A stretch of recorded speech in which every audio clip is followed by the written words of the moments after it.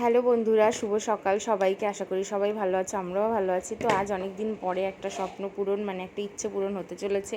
যাব একটা জায়গাতে। তো সকাল সকাল উঠে পড়েছি, অনেকটা সকালেই উঠেছিলাম। আর উঠে এখন বাকি কাজ করে স্নান করে নেব। তো এই যে চলে এসেছি স্নান করে রেডি হয়ে, এবার সোনাদের একটু রেডি করে নেব। তো এই দেখো আমার সোনা পাপান ঘুম মনে হয় ভাঙছেই না এখনও। আর এদিকে মাম্মাম দেখো কত এক্সাইটেড, জুতো নিয়ে চলে এসেছে।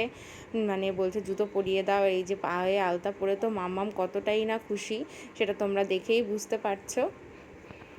এই যে হচ্ছে আমার ফাইনাল লুক। সোনাদের নিয়ে ট্রেনে করে যাব বলে আমি হালকা একটা কুর্তি পরে নিয়েছিলাম। আর এই যে আমরা চলে এসেছি স্টেশনে। আর স্টেশনে আজকে যেহেতু শনিবার ছিল, মোটামুটি ফাঁকাই ছিল। আর এই দেখো সোনারা দিদুনের সাথে বসে আছে। আর ওই দিকে পিছনে রয়েছে আমার একটা বোন, আর একটা দিদাও আমাদের সাথে যাচ্ছে। তো দেখো চলে এসেছি আমরা। আর তোমরা বুঝতেই পেরেছো আমরা কোথায় এসেছি।